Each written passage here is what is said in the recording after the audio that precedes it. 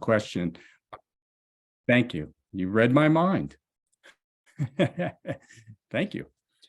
So we're recording these courses, and they'll be available on DNKL's YouTube channel for such teachings for those of you who might want to check this out later on or pass it along to others. So the name of this course is Entanglement, Emptiness, and Enlightenment, Discovering the Ultimate Compassion and Interconnectedness of All Things. That's a mouthful. As the course description said, most of us think of compassion as an act of love or kindness towards others. Makes sense, right? But I think, at least for me, as I've been practicing many aspects of my practice, I should say, directly involve practicing loving kindness and or compassion through tools that are offered in the tradition that I follow, which is the Mahayana tradition of Buddhism. But I don't know how often we stop and think about what compassion really is. What is its source? How does it exist in us? How's it developed? How's it deployed? How's it experienced by ourselves and others? And why does it matter whether we're compassionate or not? And what difference does it make? They're all sort of big questions, and we hope to answer some of those questions or provide further thought, at least in connection with all those questions. So in this course, Entanglement, Emptiness, and Enlightenment, we will discover using science, philosophy, and experience in practices such as Buddhism to find and explore interconnectedness of all things. That's a big thing, but it's pretty accessible. I really mean to show that here. Some of you probably are way ahead of me and know that already, but I think that this is a fascinating exploration of this topic that I just went through.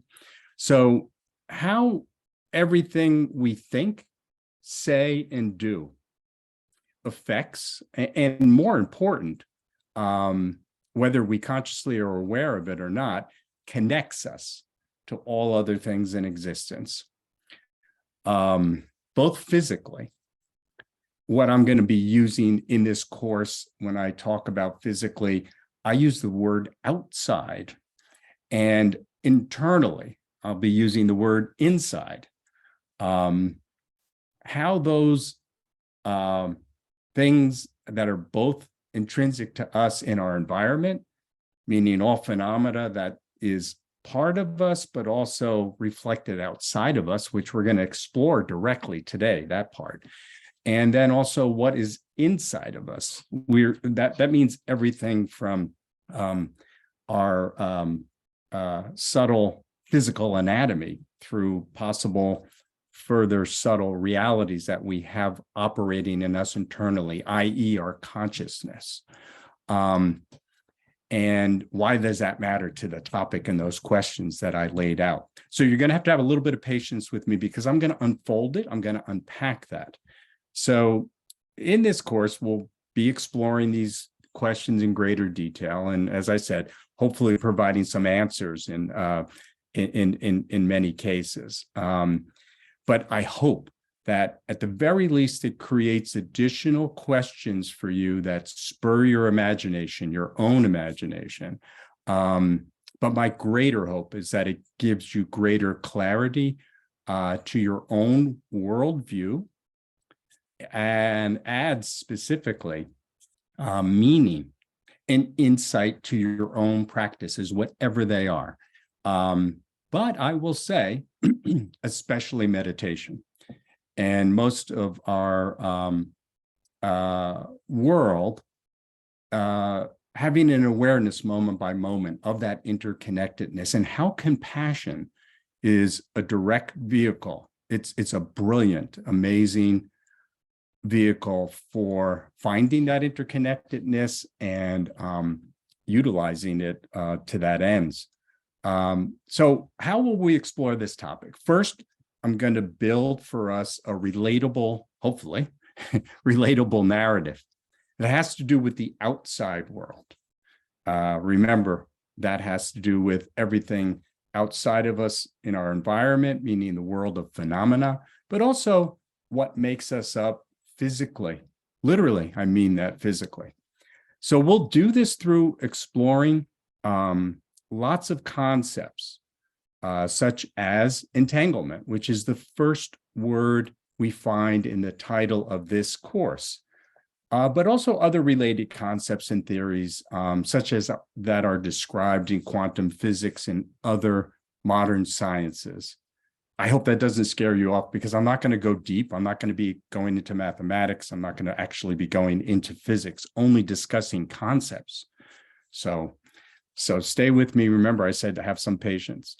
But once this is established and it clearly can dawn on us, and I think it will pretty clearly, that the interconnectedness that is everywhere to be found in the outside world, as I described outside, I'm using it with a capital O, will definitely lead to a direct awareness of interconnectedness.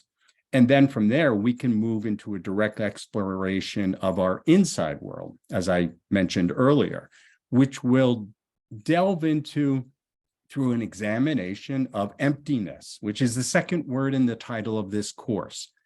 Both as a core theory and, even more important, as an experience in Buddhism.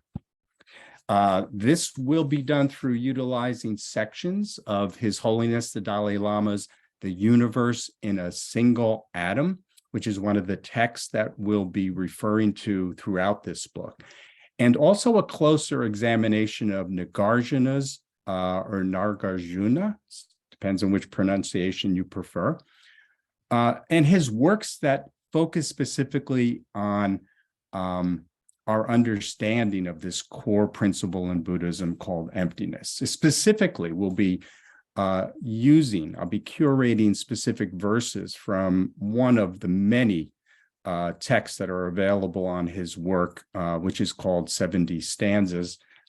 Specifically, it's Nagarjuna's 70 Stanzas, a Buddhist psychology of emptiness. And then we'll also attempt to bring into this narrative related essentials found in such works as what are called the Abhidharma texts, which have to do with traditional views of cosmology, helping us understand our outside world as it relates to our inner world. Abhidharma texts that are part of the Buddhist tradition, but especially in Mahayana Buddhism. And further, we'll also explore somewhat principles found in Vajrayana theory and practice. We're not going to be doing any of that, but it is something that I'd like to bring into the picture, if you will. And again, as I said earlier, don't worry. I didn't say this literally, but don't worry if you don't know that much about any of these specifics. I mentioned it earlier in terms of science-related topics, but I even mean these topics as it relates to maybe your personal knowledge of Buddhist texts and practices. I'm going to be accessing them to present the case, so to speak, for what the topic of this course is. And in that context, I will not leave anything left unexplained and only be delving into them as needed. So it's a lot, but it isn't a lot. And so I'll be just unpacking what we need to access from these texts and materials as necessary, basically, to elucidate the topics embodied in this course. And we really can't move forward with understanding why this concept and practice called emptiness even matters without understanding the importance of the fundamentals found in the Wheel of Life cosmology, which is part of the Abhidharma. Also, an offshoot of that, if you will, is a bit of an understanding of the 50 mental factors. And truly having a really well-grounded understanding of how karma works. So all of these will be dynamically linked and examined in the lens of like what we're trying to look at in this course, which is compassion, the experience of compassion and interconnectedness. Finally, when I say finally, these are my introductory comments to the course. This will lead to the final word in the title of the course, which is enlightenment. Through the exploration of the first two E's, entanglement and emptiness, this will unveil why enlightenment matters. First, I'll be trying, when we get to this part in the course, be trying to give us a better foothold or of understanding as to what this actually is. Followed by trying to take us beyond that understanding of the conceptual understanding of enlightenment into the realm of experience, especially how ultimately compassion is an essential aspect of this state of being. But most important, any of you have taken courses from me previously, how I'm most concerned about how that can be relatable to ourselves in everyday life, because it could be like kind of like up here as a topic, like something you think about, you take a course on, but what use is that in my daily life? So then this is like very important to me when I look to present a topic like this. So I'll be trying to bring that into focus. And then each one of these sessions that we're doing, where I give it, basically a presentation. I'm going to be ending each session with a meditation specific to the subject matter covered in that day's session. So the goal of each one of these meditations is to not only underscore what we've learned, but to actually incorporate it into the specific meditation practice, which you can then use repeatedly to nourish, amplify, gain complete clarity, hopefully, of the meaning and impact of the concepts that I'm teaching. So all of that is my opening prefatory presentation about the course. Gives you a little bit of a structure of like why it's called what it is, what's being covered under each one of these E's. But it is a real mouthful. And as I said earlier, I hope it doesn't sort of scare you off, as I do intend to make every effort to avoid going too deeply into any specific aspect of what I've outlined. But rather, again, the main purpose is really to open the door to greater clarity directly relating to the questions I posed at the very beginning of this session. So just one final word before I dig into today's topic. It's just to talk a minute about any of you who might have looked at the course description at the DNKL website. I did put a pretty long laundry list of like resources. So I just want to make a few comments about them. It's important. It keeps everything in perspective in terms of if you're going to use any of them, how you could avoid having all those materials become, if you will, unwieldy in trying to utilize them in connection with the course. So the first, which is called the primary course text, is The Universe in a Single Atom, The Convergence of Science and Spirituality by His Holiness the Dalai Lama. If you haven't looked at this list of course-related text resources, they're all on the course page at the DNKL website, so you can go look at them there. So you don't have to worry about writing any of this down. And if you haven't read anything from these from this primary text, that's okay. I think even after this session, the sections that I'm going to point you towards might have greater meaning for you after the course. But in this book, His Holiness presents an overview on the topic of similarities between and differences between science and Buddhism, as well as delving into many of the specifics found in this course. So So throughout the course, I'll be referencing specific sections of the text to shed additional light on what we're going to be discussing. Additionally, His Holiness in this text, the universe in a single atom, is opening up a dialogue. And by the way, he wrote this book back in the 2000s. So the book is 17, 18 years old, I think. I'm not sure. But if I look at the copyright page, we can see that this book was published in 2005. So not quite 20 years. We have a few more years to go. But at that time, he's trying to amplify the dialogue between the two worlds of science and Buddhism, which, by the way, even before then, he had been doing for a couple of decades.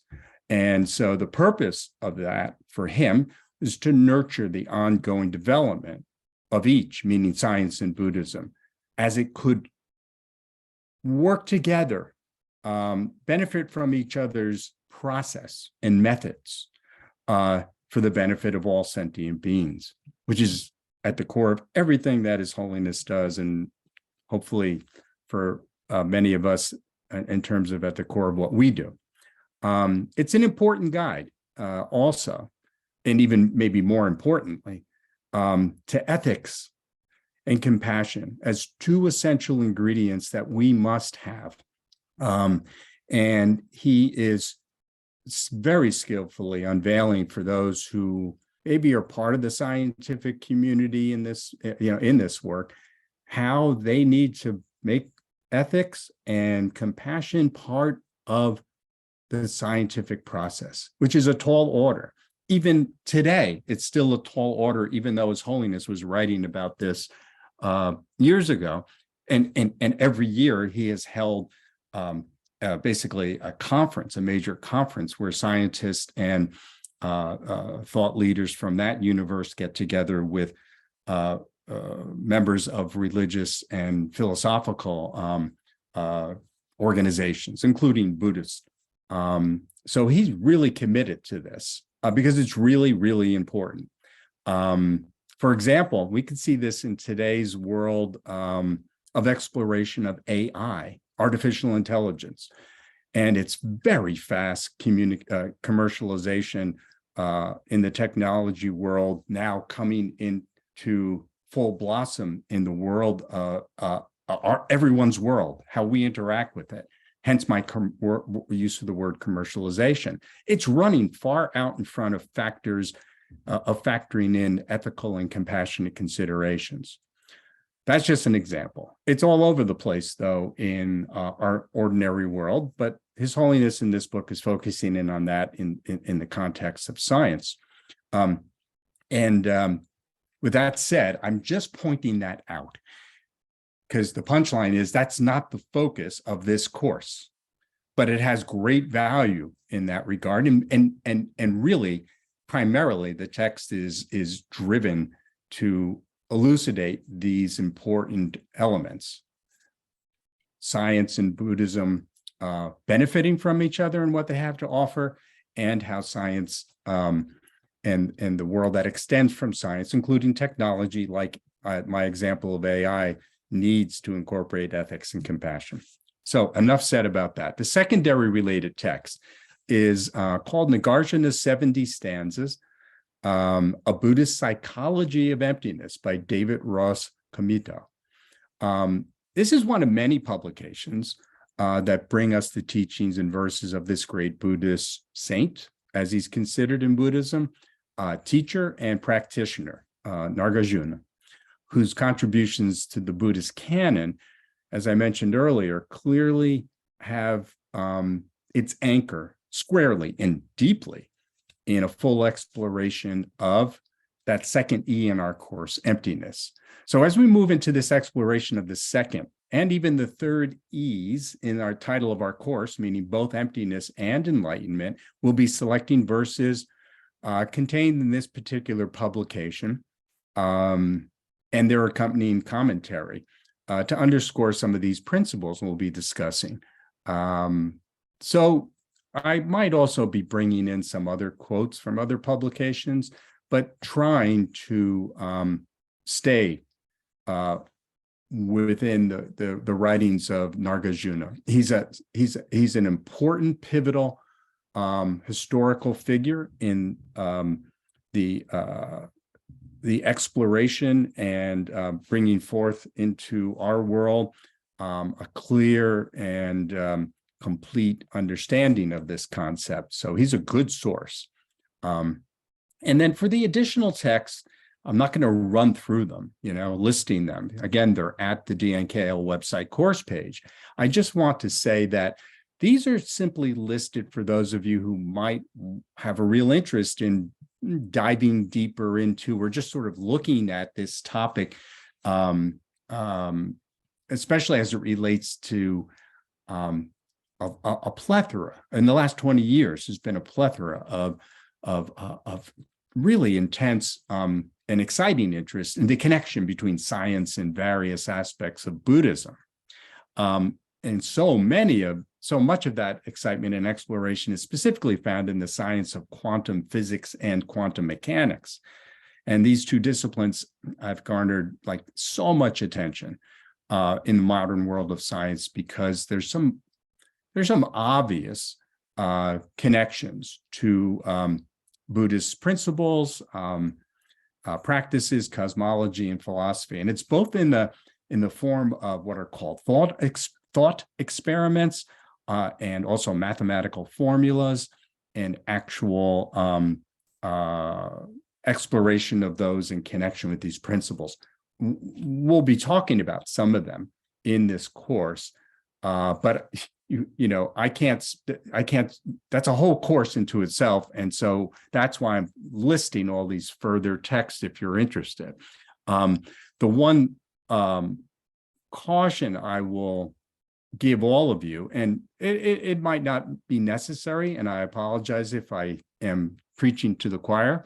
All of these texts that are, and also video links that I put in the course description, they're all skewed to some extent, slightly maybe more so than others, and influenced by the lens that the author's looking at the topic through. I mean, that's obvious, right?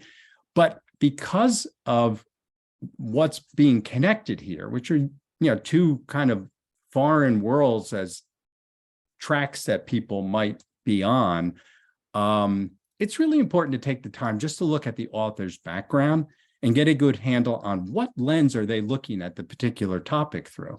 So, for example, just real quick, one of the authors that I mentioned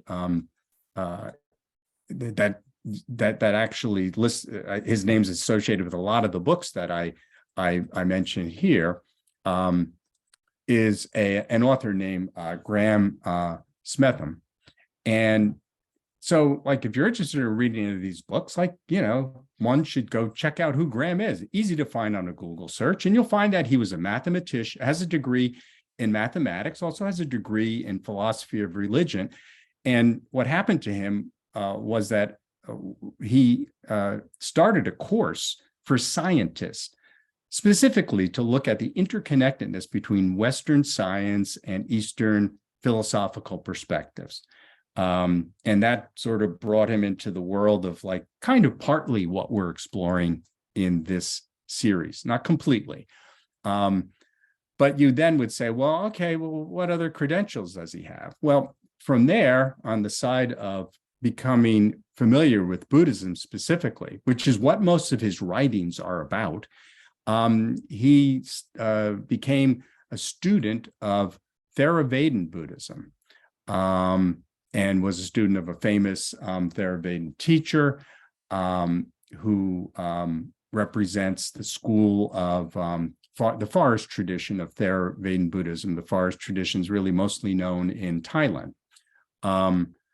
So you can read a lot more about Graham, but that will give you an orientation. For those of you who know about the different schools of Buddhism, Theravada Buddhism is one main form of Buddhism that's practiced that emanates out of. It's not just practiced now in Southeast Asia, but it emanates from there. Other main school of Buddhism that emanated from India into Tibet, China, Japan, Korea is built on the foundation of Mahayana Buddhism. But some of you probably know that. But I just wanted to make sure I covered that. It's important to me because I don't want people diving into these texts and not having a clear picture of the lens that they should be viewing these through. So there's a whole bunch of video lectures listed there. There's hundreds online. I tried to pick ones that were more current when we come to the video lectures and are more connected to our topic. So the first one I list, for example, is a dialogue between quantum physics and Arya Nagarjuna's philosophy of emptiness. Well, that kind of relates directly to, at least in part, what we're talking about. And on from there. Again, they're all there. So with that said, I will just go into the topic that we're covering today. And we're going to start with looking at a description that comes from the outside perspective of who each and every one of us are in totality. It really shows like how every single one of us, even from this outside perspective, it's a scientific perspective, can see ourselves in a certain way. And specifically, this is through the lens of the physics of cosmology and the science of astronomy. So keep that in mind. The description, some of what I'm going to read you comes from a book by Dan Levitt. It's not on the course list, by the way, but it's called What's Gotten Into You. It was just recently released. So here it is. Each and every one of us is an ever-changing mosaic, a colony of 30 trillion cells, each made up of over 100 trillion atoms that are dancing in riotous, vibrating shuffles. Every one of us contains 1 billion times more atoms than there are grains of sand in the Earth's deserts.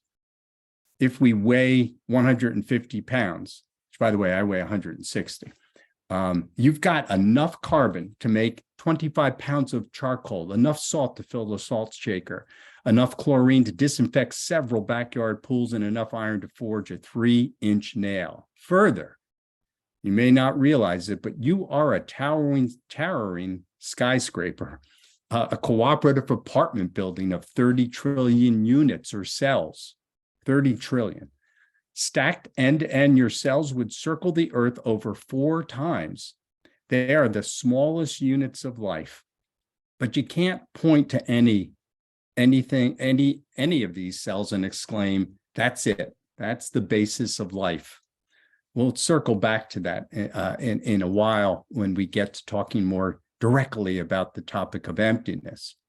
So, how do once inanimate atoms that found their way to Earth ignite life in our cells? Is there more to it than just DNA and enzymes? If you were to zoom in on any of these cells, what would you even see? Can you even know the secret of how these trillions of atoms that are inside each of your cells conspire to create life? Do they create life? Or are they simply part of the process, some of which is hidden to us? To be more exact in the question I'm asking here today, how do these elements combine to make us human? So lots of questions, not too many answers yet. But still, we can say this: everything around us, everything, and everything within us has an ultimate birthday. And that is, we all have the same birthday. There's a point of connectedness, isn't it? And that birthday is the day that the universe was born. Remember, we're talking about our outside reality, if you will. Haven't touched on emptiness or enlightenment at all. So our atoms that make us up have been on a long, strange journey from the Big Bang of creation of stars to the assembly of the planet Earth, formation of life as we know it. But again, we ultimately have a singular, and we're going to hear that word a lot through the course, a singular birthday.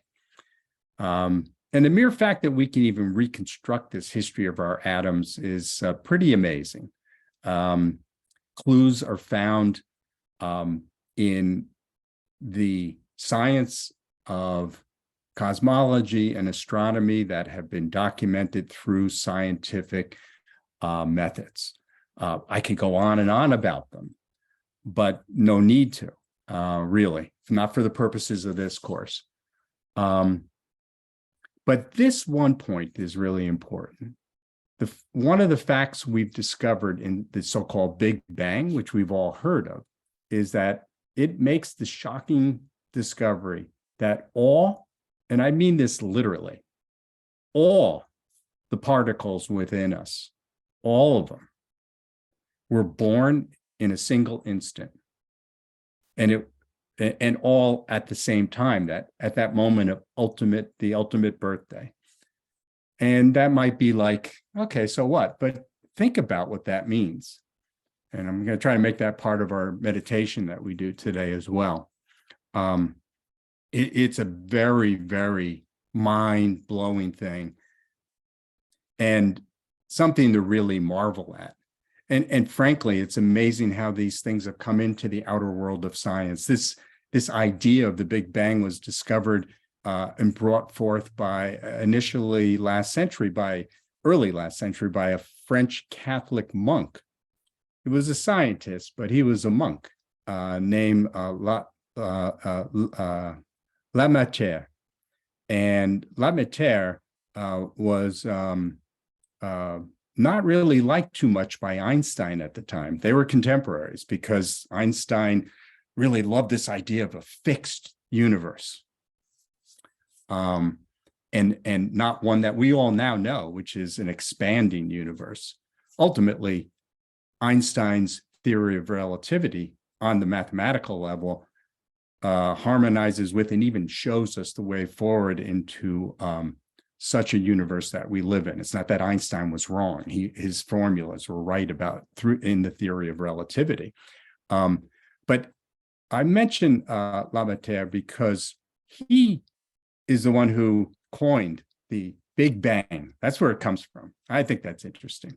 And basically, for those, without going into like what the Big Bang is, but this is what he did. And it's probably more, for most of us who aren't scientists, it probably is the best way to talk about what it actually is. He observed that an expanding universe, which was been established now in science at the time he brought this forth. He said, if you reverse its expansion outward, reverse it, sometime back it must have been smaller, and before that smaller, and smaller still. And then he takes this logical process to what might be considered an absurd conclusion, which he proposes that at one point it was so small and dense that every galaxy that we know today in the world that's ever expanding, and not to mention every fundamental particle that's within all of us, was nestled inside what he called a single primeval atom. And I'll be relating that to emptiness and enlightenment later on. But the whole point is that this is where we all come from.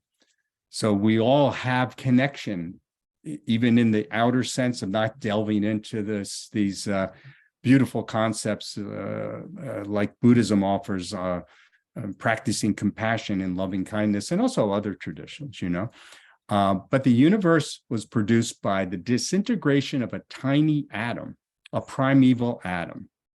And the whole universe as we know it started out of this single atom when it exploded.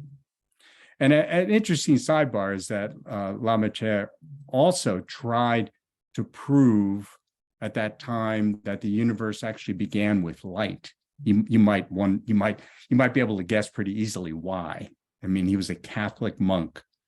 And if you know the beginning of the Genesis story and the language it uses, you would understand why. So our universe began as a minuscule point, had no volume, but had infinite density. And it was this tiny singularity. And that's a concept we'll revisit as we discuss quantum mechanics and Einstein's general theory of relativity. It can, and also when we get into emptiness and enlightenment, but it contained inconceivable energy. And further, this infinitesimal, I can't say that word too well, point created time, space, matter, and ultimately us. So it leads to a whole bunch of questions, some more concrete, maybe scientifically oriented. How could the density of a point be infinite? How could there be no time? And this one, if space started with the Big Bang, where was everything before that? So that one we're going to revisit a lot during this course. But Einstein's theory of relativity tells us that time started at the Big Bang. How long ago was that? We actually know how long ago the Big Bang happened. It was 13.8 billion years ago. And in an instant afterward, space began. We're going to later revisit this when we look at the Buddhist concept of karma, especially ripening karma, that works the same way as the Big Bang. It's very interesting. A trillionth of a second later, particles of matter and antimatter started to fill this space. It sprang into this vacuum.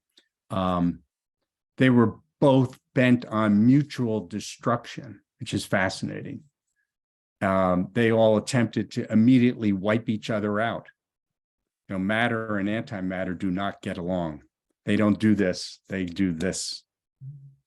And it's something we can learn as something from as humans, from my view anyway.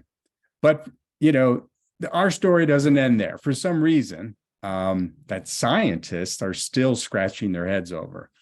There was a slight imbalance between matter and antimatter. For every billion particles of antimatter, 1,000,000,001 particles of matter were born. Where did that come from?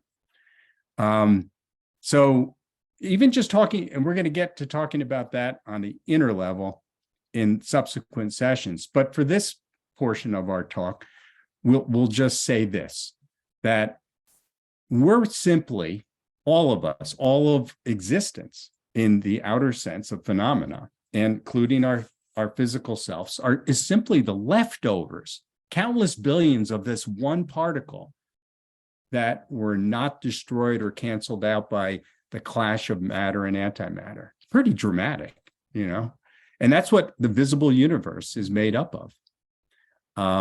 So I think it's really it's really fascinating. And I think from here, I would say there's a lot of directions we can go, but I'm going to try to zero in on one point.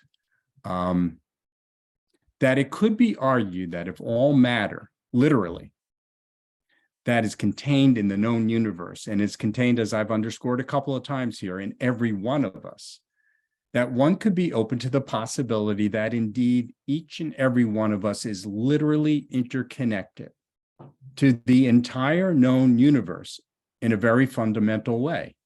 Yes, I mean, you could think about it. It's a rhetorical question, but even science tells us that this is the case. Maybe it doesn't mean that much, but we're going to try to explore that it might mean something. So further, might this be a logical basis for arguing that if this is the case, why haven't we explored this interconnectedness to its fullest, both the outside and the inside? One might argue that we have, and that's part of what science is trying to do. And I would say that's a fair assessment. But His Holiness, which we'll get to in his text, talks about, especially in the differences between science and Buddhism, and again, how they could help each other, that science is missing something. And so I contend in the presentation of this course is that why should we not be open to exploring this interconnectedness to its fullest? And if so, how would one go about it? How would one find this interconnection, and what would it look like? Is there a map? And better yet, is there a detailed description or at least signpost on the map of what this looks like, so that we don't get lost or miss the interconnections when they come upon us? So science is trying to do that. Again, remember, we're talking about the outside. They're trying to map everything out by in the disciplines of the science, the physics of cosmology and biology. They've journeyed from peering into that singularity of the Big Bang all the way through the discovery of the molecules of life, which led to the discovery of cells and how the light assembles them through the process of photosynthesis, and further leading to the discovery of what they call a master blueprint, the literal mapping of the entire structure that we all know as the genome, our DNA, and further discoveries of based on RNA and organelles. I can go on and on. It's an amazing discovery and set of discoveries that have transpired through science and continue to, especially by chemists and physicists. And it's led to so many wonderful and beneficial technologies and treatments and tools to aid humanity, and they continue to do so. But the question for us today is beyond showing us on a physical science level the connectedness of all things in existence of the known universe, or even mapping it out as mentioned above. And it really goes to, can we utilize this information to actually find and experience consciously and with clarity full connectedness? Science, even though it continues to explore this big question, seems for the most part to leave out this factor of consciousness. I could talk a little bit about how there's exceptions to that, going all the way back to the 1930s. But by and large, consciousness is a factor that is in scientific investigative process is left out. It doesn't fit into the process. It doesn't fit into the equation. And science, even when you talk to scientists, His Holiness talks about this somewhat in his book. When he talks privately with them, it's like, we just don't know. And so they continue with scientific experiments, but they ignore it, or they're dismissive of it because some scientists are defensive, and some have made fun of that. There's a lot of places we can go with that. But essentially, it isn't embraced and made part of the process. And some scientists believe that on the cellular level, life transpires and that consciousness is part of the outcome of that and is not anything more than that. It has no role to play in sentient beings who have what we call consciousness. So that could be a whole course. But we're not going to really, we're just observing that. I mean, even in the beautiful opening quote I cited above by Dan Levitt from his book, What's Gotten Into You, and answering a lot of these questions that I mentioned earlier. How could density of a point be infinite? How could there be no time? If space started with the Big Bang, where was everything before that? Never mind addressing consciousness. He concludes, not he, but the scientific world concludes, we don't have a clue. So we could kind of end the course here and go, oh, well, this was fun exercise to talk about that. Or we could say, well, maybe we could address this element of consciousness and the discovery of what it might contribute to this full exploration of trying to find that interconnectedness, both externally and externally, of all things. Is it even possible? Or do we sort of go along with science and say, and there are actually discussions we'll have in the next session where some corners of scientific exploration, especially quantum physics and quantum mechanics, there are connections that people have tried to make between consciousness, even in the brain, to mathematical theory. And I'll mention that, more, like I said, in the next session. You'll hear more fully about concepts like entanglement, uncertainty principle, the thought experiment of Schrodinger's cat, superimposition.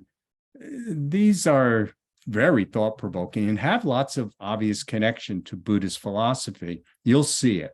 But it still doesn't fully embrace, in any way, shape, or form, the concept of consciousness as, say, other processes or methods do. So I'm proposing in this course that we'll more fully explore as we move into these further sessions, that that Buddhism, through its many of its principles, but mainly through its fundamental concept of emptiness, is a vehicle for discovery of not only consciousness, but understanding more fully the way existence exists and how consciousness can become a factor in our exploration of discovering interconnectedness and compassion. So as we move forward with this in mind, I will say that you want to, and I mean that with this in mind, meaning everything I just talked about, when you do, and I encourage you to read the text of His Holiness book, The Universe in a Single Atom. First, understand what he's doing in the first part of the book, which includes his prologue and chapters 1 and 2, where he's laying the groundwork for how to look at how science looks at these topics, which I just discussed one of them, which is through the lens of the Big Bang. There's other lenses, but we did the Big Bang today, and how that that process can sit alongside of what Buddhism has to offer. He really outlines this pretty clearly, their common ground of critical investigation, scientific method, and much more. But he also points out the differences, including the need for science to be guided, as I mentioned earlier, by ethics and compassion. And again, it's not a direct topic of this course, but it's worthy of mentioning. But most important is in those early chapters, His Holiness points out the difference between scientific investigation being mostly concerned with external phenomena and Buddhist investigation being concerned with internal or inside phenomena.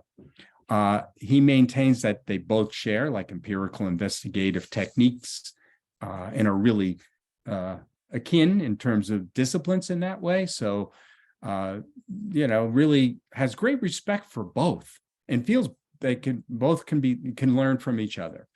But to be clear, science uses the techniques of experiment in scientific empirical investigation and mathematics, especially these disciplines we're talking about here.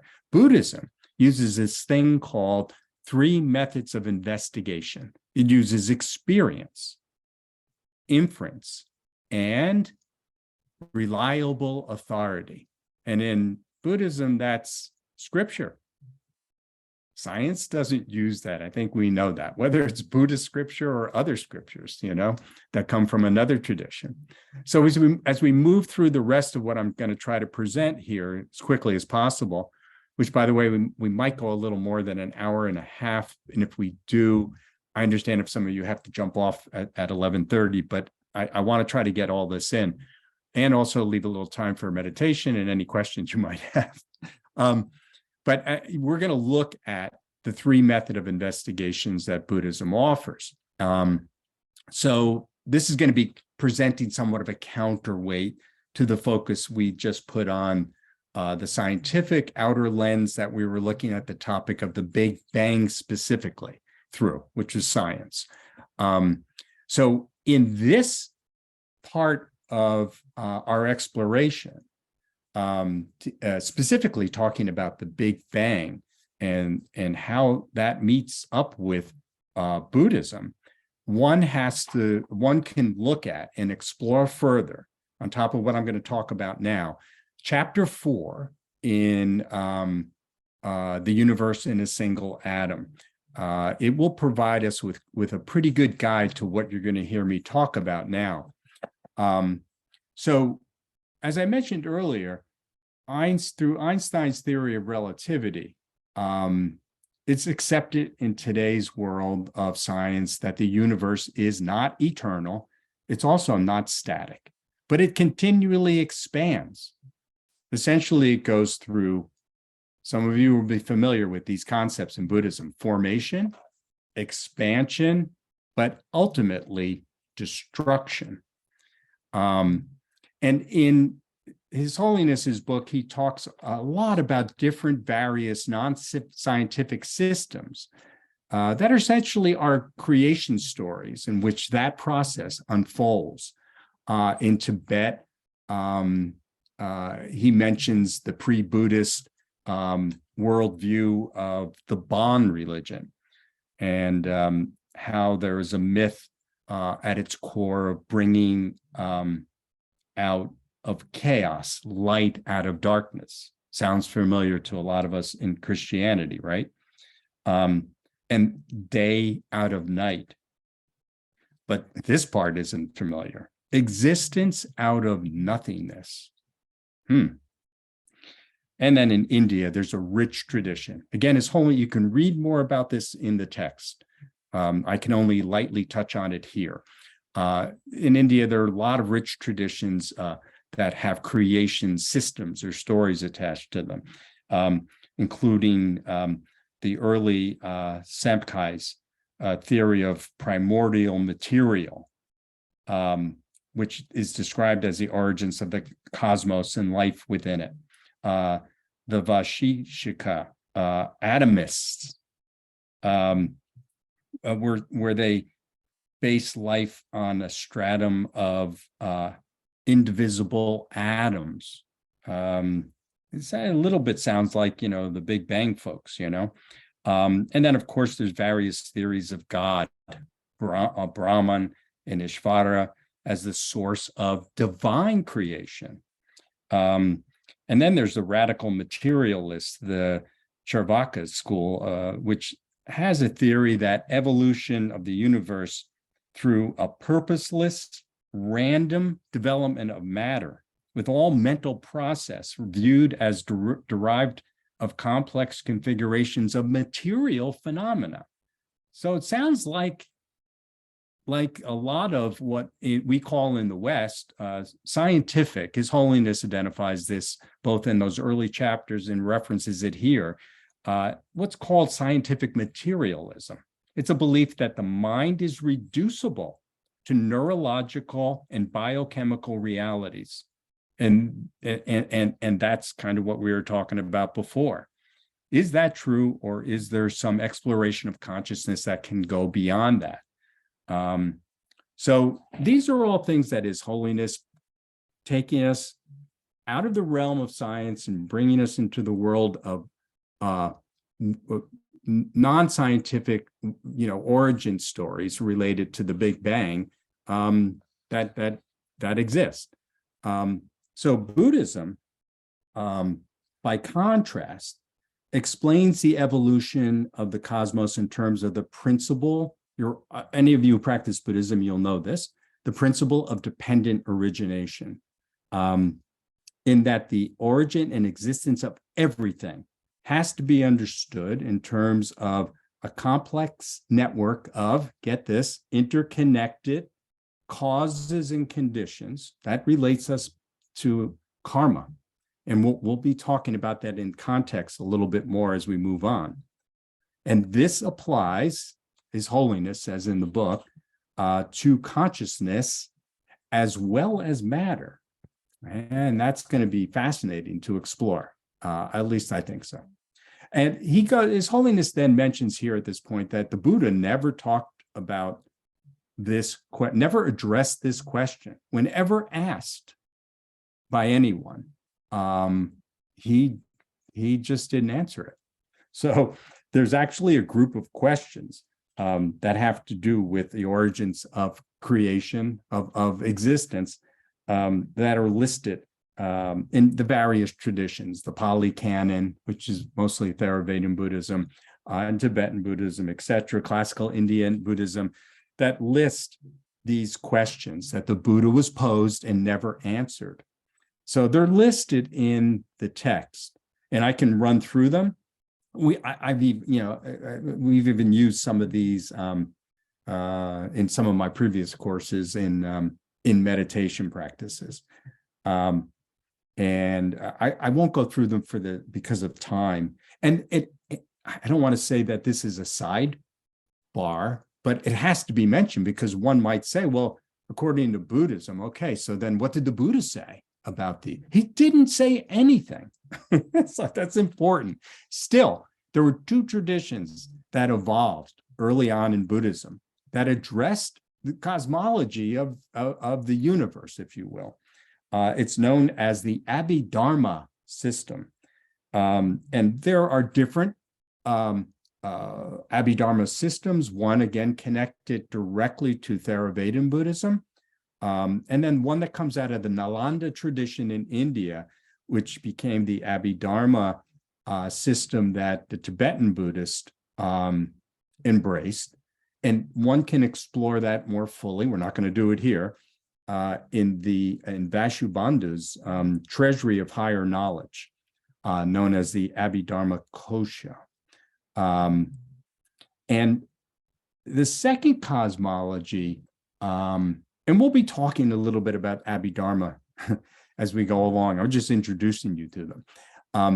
But the next system, well known in Tibet, which comes from the Vajrayana system, the one that I just mentioned from the Nalanda tradition is a Mahayana. Vajrayana is a subset practice of Mahayana Buddhism, if you will. Has a text about theory and practice known as Kali Chakra, which literally means wheel of time. And so this cosmology is really important to our exploration that we're going to be doing in this course. In the Kali Chakra, before I say that, I want to point out one thing that's really important here, and it's going to anchor us in terms of where we're trying to go, especially when we stand behind the idea that, yes, there's a consciousness. Yes, it has connection to a path or a way or used as a basis of exploration and potentially connectedness to all things using compassion. Then this is important, that basically His Holiness says in the book, quote, strictly speaking, the description of the cosmos and its origins, which the Buddhist texts refer to as the container, is secondary. Doesn't matter as much. It's almost like a stage. It's secondary to the account of the nature and origins of sentient beings who are the contained.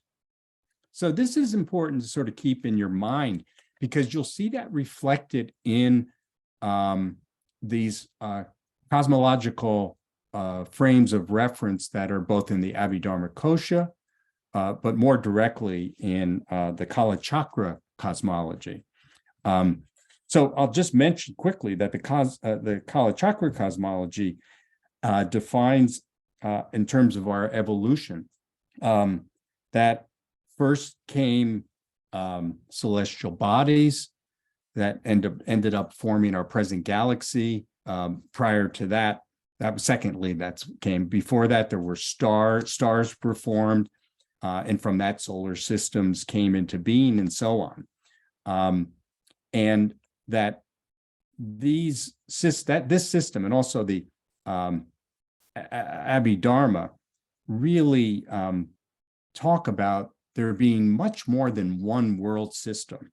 You'll see once you look closer at His Holiness's text that there are infinite world systems. The evolution of a particular individual universe like ours, the one we were talking about in the Big Bang, that science has explored for us, is understood in terms of four principal stages. Those four principal stages, and you're going to notice that they're the same as the one of science that I mentioned earlier, which were formation and then expansion and then finally destruction. But there's a fourth, and here it is. The stages are known as, get this, number one, emptiness. Number two, formation. Number three, abiding, which is equivalent to expansion in the scientific realm. And then finally, destruction. So they're pretty close, but there's a pretty important ingredient that's been added here.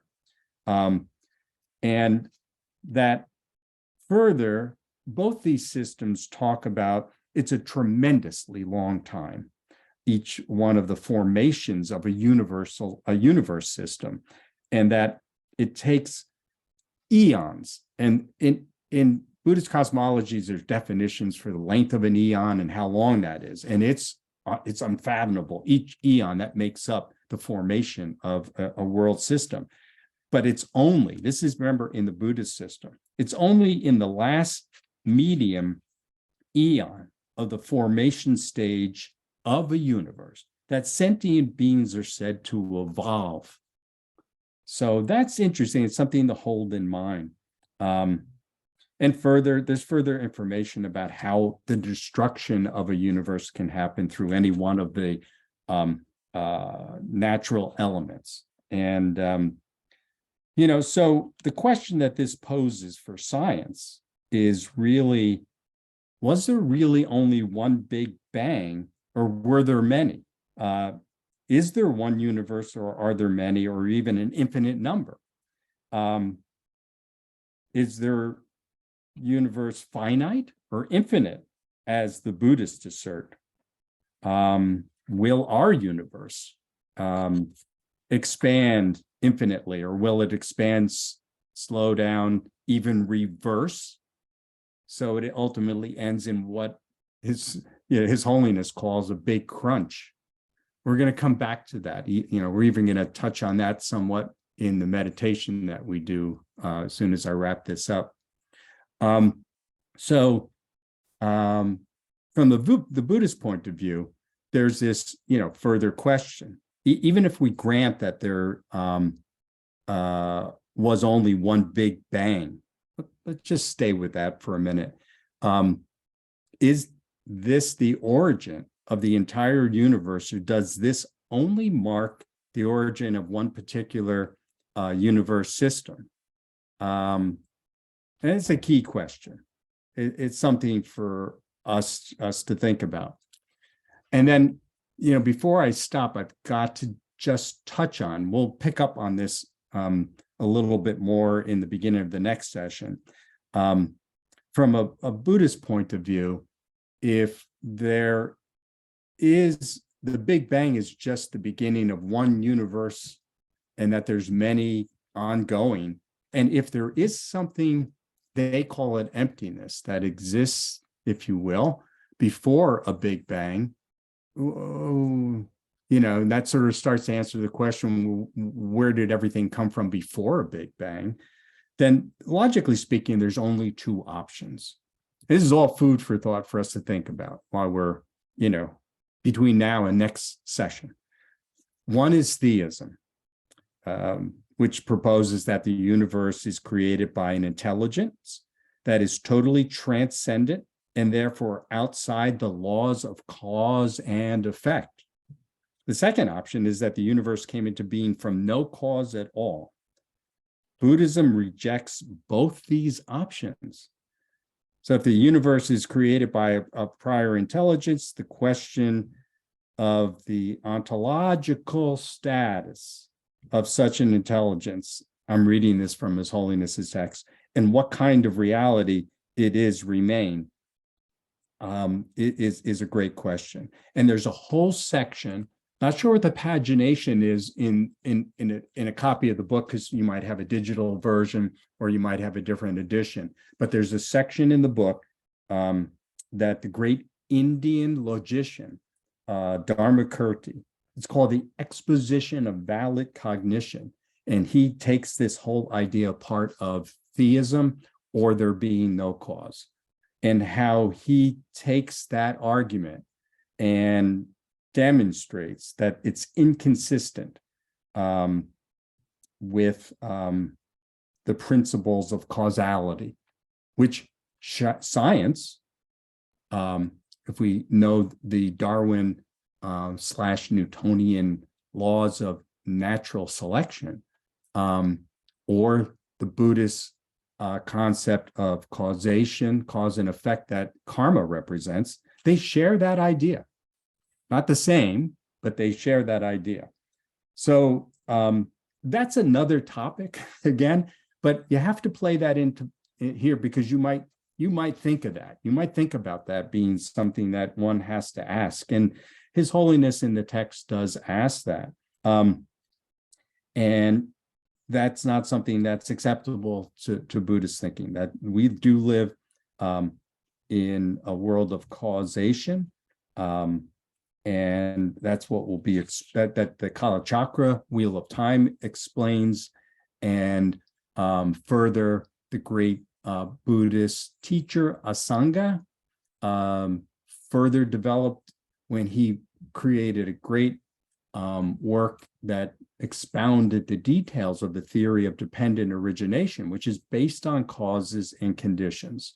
And that theory states that all things arise and come to an end in dependence upon causes and conditions. I mean, that's it. Okay. I mean, from that point of view, he rejects the possibility of the universe being created by a preceding intelligence.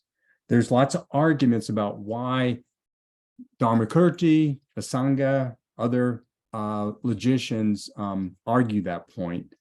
And they could be explored on a very survey-ish level in His Holiness's book. There's full treaties written about this, and there's full-blown commentaries and courses on this. It's could get pretty deep, go way beyond the scope of what we want to cover here. And we're not trying to argue the point. We're just trying to say, here's where Buddhism lands. So Asanga, punchline, Asanga asserts, Dharmakirti asserts, Buddhism asserts that the origins of the universe must be understood in terms of the principle of an infinite chain of causation. There's no transcendence or preceding intelligence. This is where we get this expression some of us know as Buddhists, which is, we've been in existence since beginningless time. Okay? So there is a greater detail that I will pick up on when we start the next session about the Kala Chakra Wheel of Time frame of reference. Because remember, we're talking only about sort of a counterweight to science's limited definition of the Big Bang, but yet how it still shows us that everything that makes us up, we all have. There's interconnectedness present in that. And that will inform a lot of what I try to unfold in future sessions of this course, and also the meditations that accompany it. So we'll go through a lot more of that, and we'll go into talking about a couple of key concepts that could be found in His Holiness's book. Again, specifically, I'll point out, try to read ahead of the next class, the section where he talks about the Mahayana text known as the flower ornament scripture. And also, there's a wonderful reference there to an actual Hindu concept called Indra's jewel net. And those will sort of launch us into the next session in terms of finishing up this discussion about the Big Bang and what where we can go from here in getting closer to the idea of experiencing interconnectedness. So I think what I'll do here is, if anybody has any questions, I'll stop. and let people ask questions. And then from there, I'll try to wrap us up with a short meditation session. So does anybody have any questions after my long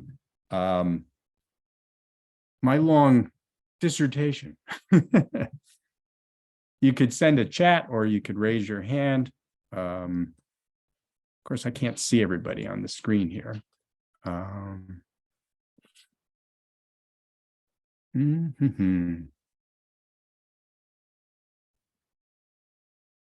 So probably zoned all of you out with this expansive ramble, but so there's no questions coming at me from the chat or as I can see in the room. And if I'm wrong, because I can't see everybody on the screen, I think I can now. You can shout out. And then if not, then what I'll do is go into the meditation, which will probably allow us to end closer to our appointed end of class time, which is 11:30, and we're at 11:16. So let's go ahead and do that. And I'll lead us. This will be a guided meditation. And we'll start now.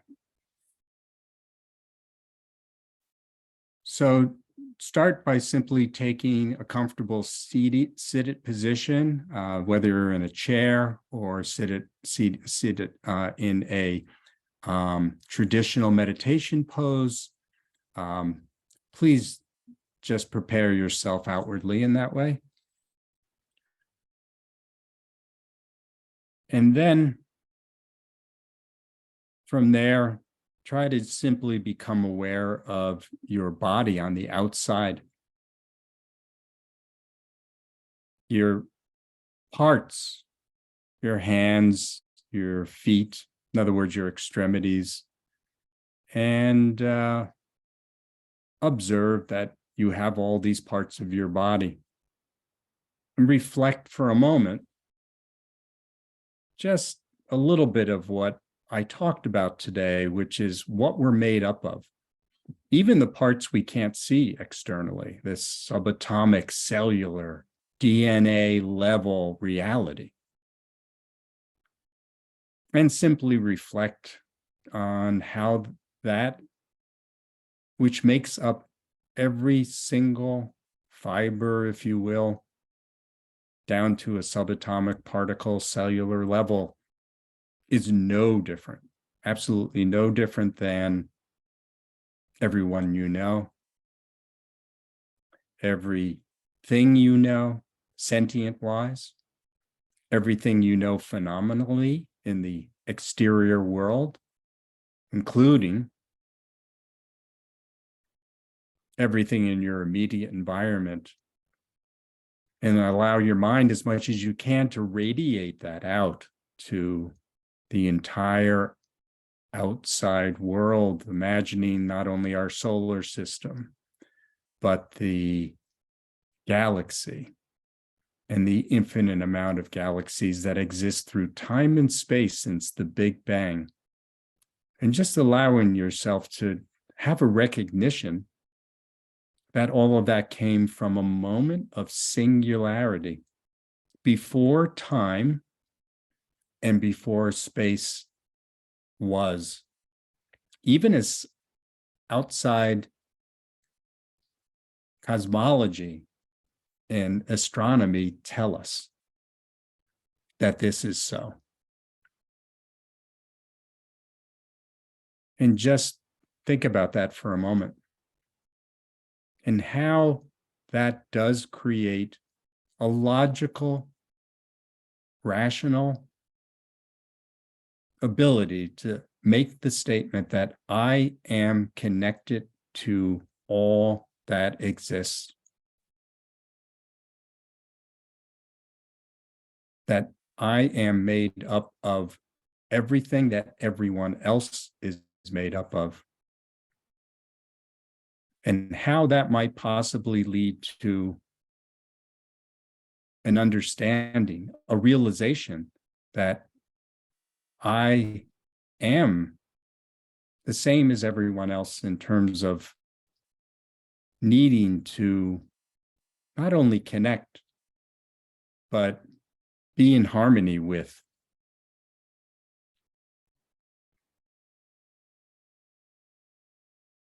Imagine how better the world would be just if we carried that in our every moment.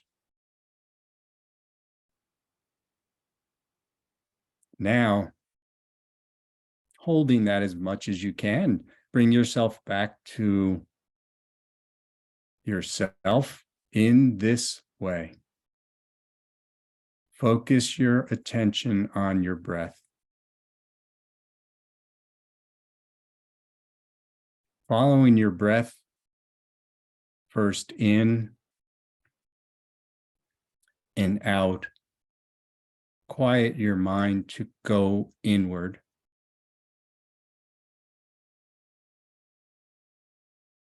Feeling the length of the breath going inward and going outward.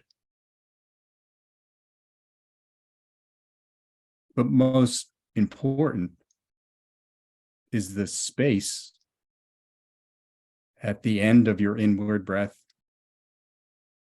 and at the end of your outward breath. Just observe there is space there.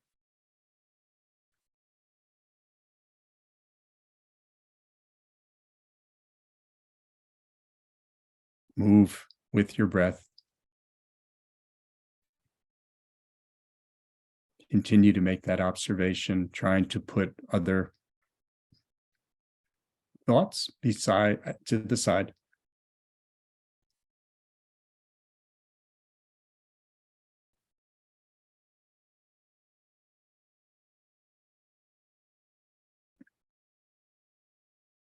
Now,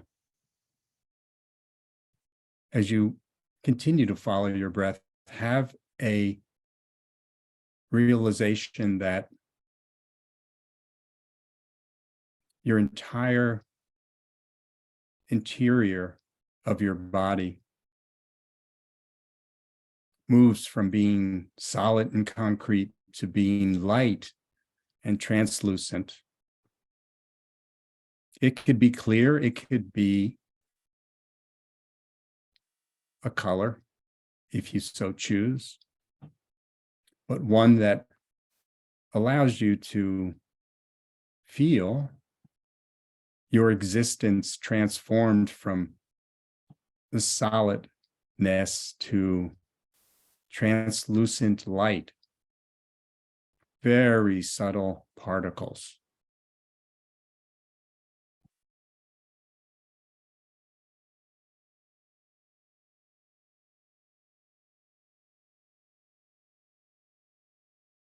And now, in that state, trying to hold that clearly, but relaxed,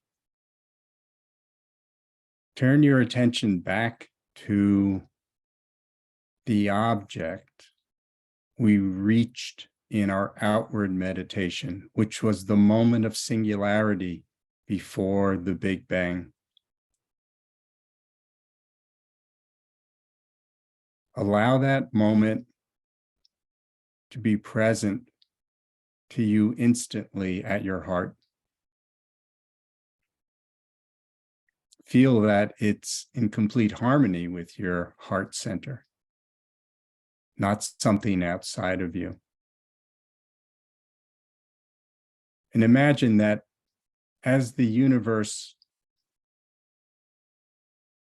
took outward form through the Big Bang, in the experience I described earlier of forming galaxies and world systems, all the way to ourselves, that all comes into your heart center in the form of that singularity. It's all there. Science has shown us that it's all in that singularity. So bring that into your heart and be joyous that you can be one with that.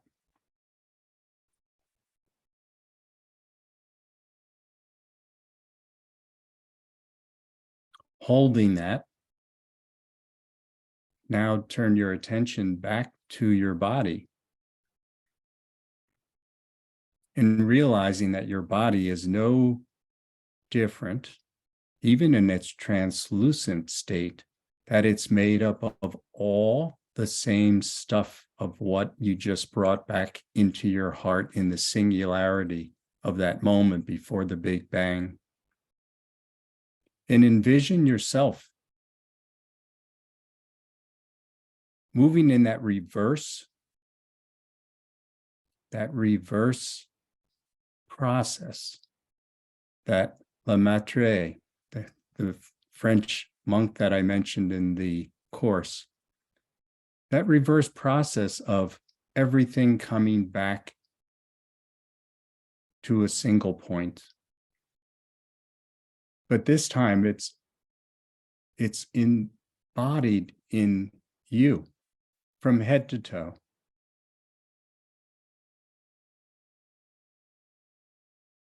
Take and see yourself as representing the entire universe, even as science has showed us that we do. So we're not making this up. And bring your entire self. It's especially easy to do because you're translucent. It's not solid. You're not folding your body into your heart. But bring that subtle energy that permeates your body from head to toe to your heart. If it's easier, start with moving all that energy from your head first down to your heart. And then follow that by moving all the energy from your toes upward, all the way through your legs and groin, navel area, up to your heart. Moving all that energy from your crown down through your throat, down to your heart, where they meet and join together in a singularity. In Buddhism, we call that the indestructible drop. All existence, all experience is now at your heart center, both externally and internally. There's no difference. And try to relax in that feeling that that is so, and just be with that. Experience that as pure joy and bliss.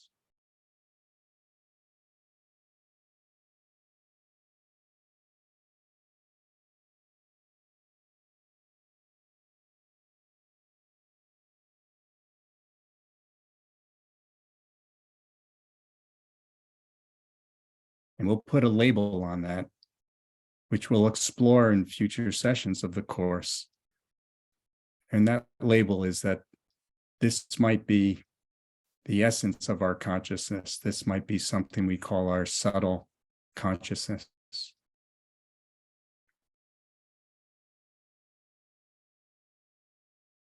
And through the steps we took in this meditation, we could see how it's possible to bring the world to us. And in a way, it's already in us. Remember that we're made up of everything that exists within our own body. Do we really have to go look for it elsewhere? Is it possible to be everywhere at all times? Maybe the answer is in the Zen statement as follows. What is the quickest way to get from point A to point B? Which could be any distance apart, but they're a distance apart. The answer is to not move at all. You don't have to. It's all within you.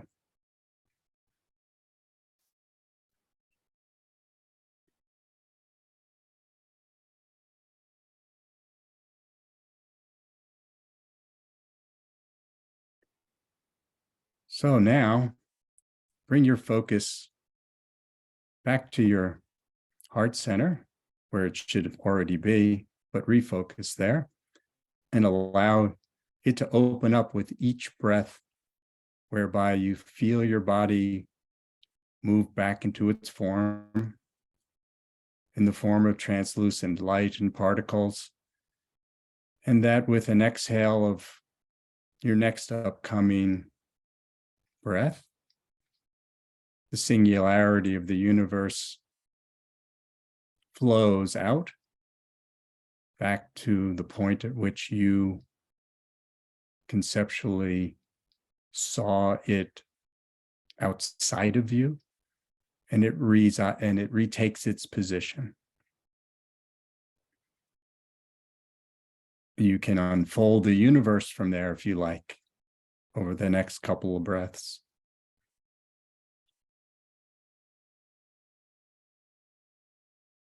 Subsequently, you can take a couple of breaths and unfold yourself back from that translucent, fine particle of light self to your solid self.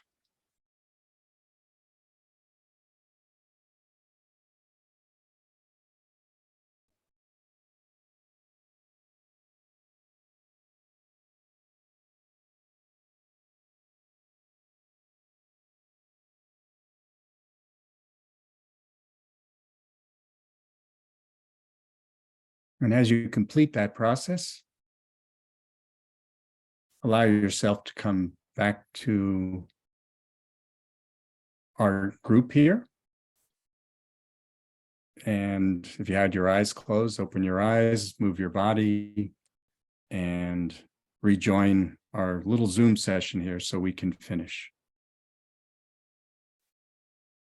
So that meditation is called a meditation on singularity, where we try to bring what we talked about in our outer experience of phenomena, including our outer self.